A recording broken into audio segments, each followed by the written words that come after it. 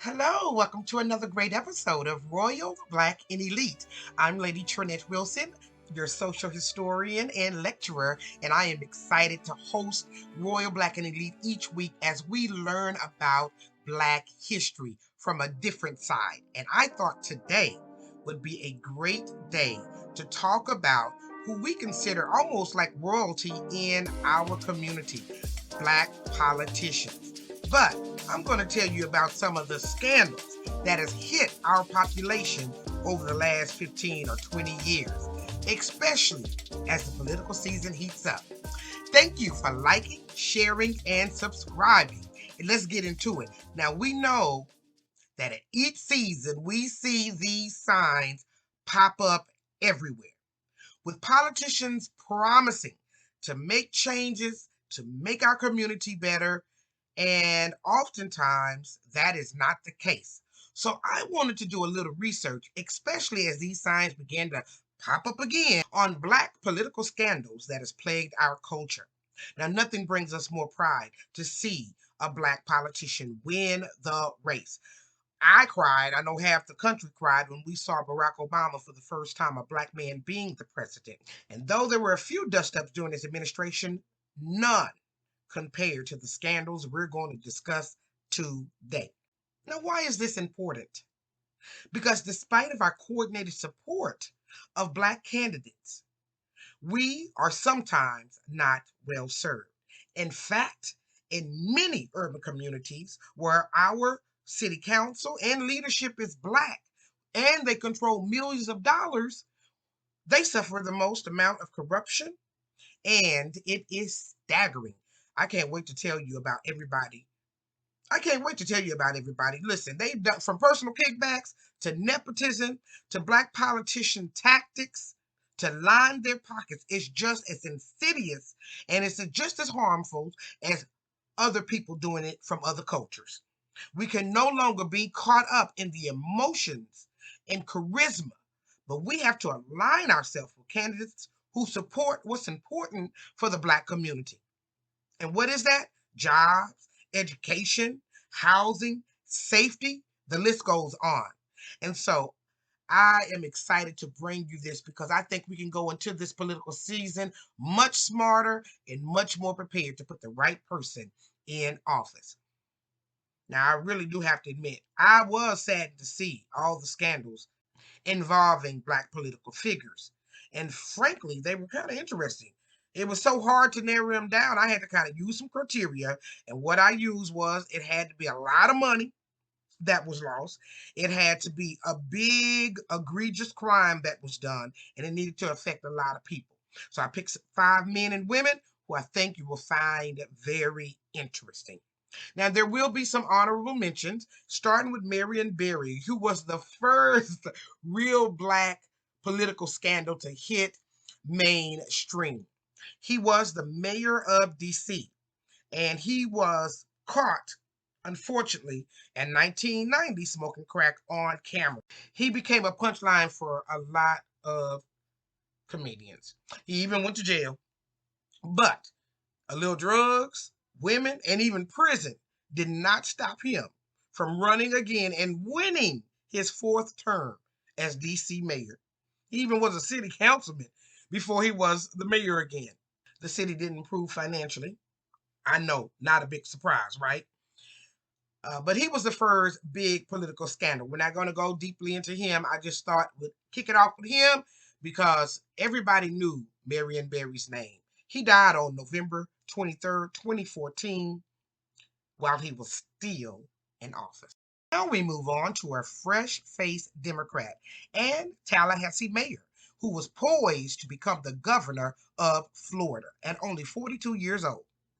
However, instead of going up, his political career began to be plagued by scandal, culminating in a 21 count indictment that came down in June of 2022 that alleges that he and a co conspirator allegedly solicited and obtained funds from various individuals and companies, and he promised to use the funds legitimately.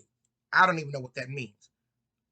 However, allegedly, they were not. The charges indicate that this once rising political supernova used third parties to divert the money and use it for his own personal expenses. Now facing 45 years in prison if convicted on all charges, Gilliam and his co-defendants have pleaded not guilty.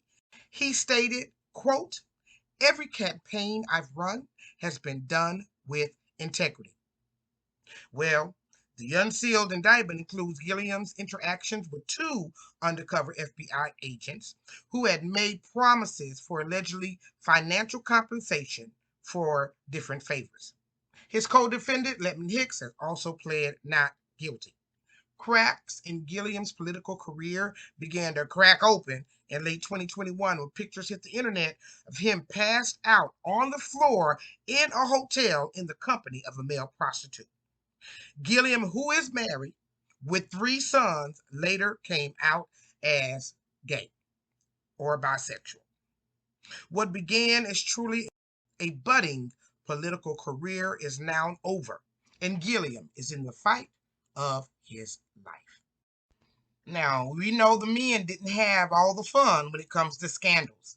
Meet Mayor, or shall I say the former Mayor, Catherine Elizabeth Pugh. She was born on March the 10th in 1950, and she was the 51st mayor of Baltimore. She served from 2016 to 2019. She had to resign, however, because she was indicted on 11 federal charges that stemmed from an investigation that began in 2017 based on an accusation around her book.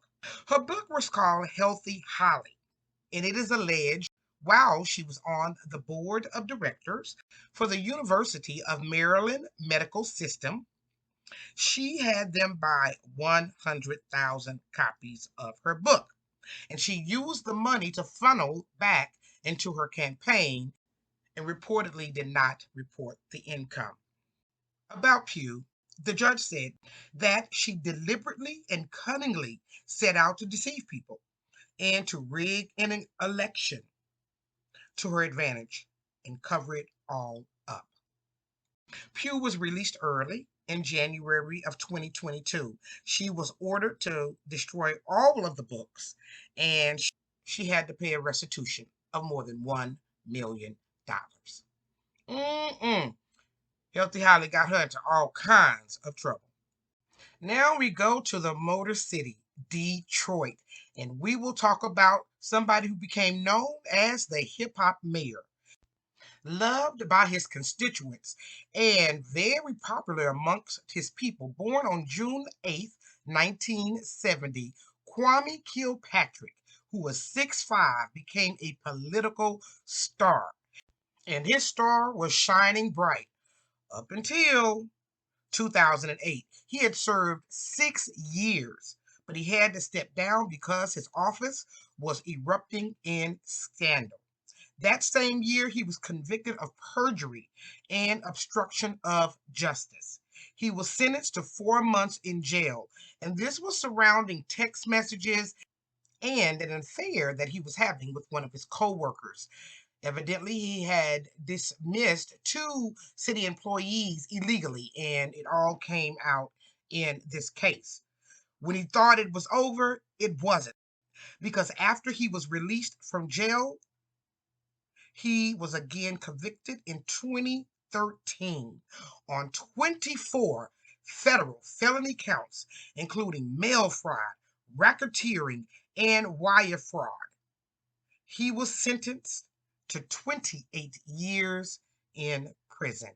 The things that came out during his trial, I mean, they included a lot: infidelity, racy text messages, out of control mansion parties, catfight, and even a mysterious ending of a life. His reputation and what happened ruined his family's reputation as politicians in the city. But oddly enough, in January of 2021, after serving 8 years, President Donald J. Trump commuted his sentence and he was released early. Did you all know that? I didn't know that. So Kwame Kilpatrick owes his freedom to the former president. Now let's go back to the women. Can't forget about them. And we're going to the sunny state of Florida. Meet Democratic Representative Corinne Brown. She was a longtime representative and she was sentenced to 5 years for allegedly using her nonprofit, it was called the One Door for Education, as a door to her own enrichment. She was convicted of collecting more than $800,000 in donations, and Brown and her co defendants allegedly used the money on fancy trips, Beyonce concert tickets, and for paying their own personal bills. But by 2017, it had all caught up with her. She was convicted on mail fraud, wire fraud, and filing false tax returns. Of the crime she was convicted of, Judge Timothy C. Corrigan said, quote, brazen barely describes it, unquote. Brown is now out of jail. She was released early and is currently gearing up to make a run at a seat for city council. Being convicted of stealing $800,000 from children has seemingly not deterred her or her political aspirations. Now we move to our final politician. But before we do, I just wanted to again thank you for liking, sharing, and subscribing. It brings me great joy to bring this information to you to make you smarter and more aware about what's going on in our community. So remember, if you ever want to get in touch with me, log on to www.nauep.com and I left all the other information down in the description box. So let's close this one out. And this is a bonus. I know I said 5, but I wanted to do this bonus because I think this scandal was so close to my heart because I remember Hurricane Katrina and everything that happened around it because it was right next to Texas, and a lot of the people and families that were impacted by the hurricane came to Texas. So we saw this mayor on television all the time fighting for New Orleans. And after the storm happened and what happened to him afterwards, I mean, it was just, I mean, I couldn't even believe it. So let's just get started. His name was Mayor Clarence Ray Nagin. He was the 60th mayor of New Orleans, and I mentioned earlier he was really a strong voice during the Hurricane Katrina. But he was convicted in 2014 and sentenced to 10 years in prison for bribery and fraud. He was convicted of 20 of the 21 counts that he was charged with, and it was derived from a kickback scheme involving the city. He had served as mayor from 2002 to 2010. After elected, Nagin had to step down from his $400,000 a year job. This drastic pay cut led to him steering some of the companies he had business with the city to his son's Granite Top company. City vendors and technology vendors and contractors, they supplied Nagin with lavish vacations, and Nagin supplied them with multi-million dollar city contracts.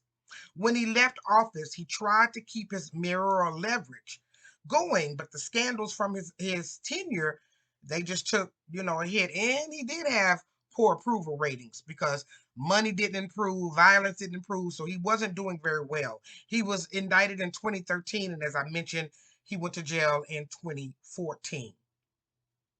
Nagin was released in 2020, 3 years early due to the coronavirus.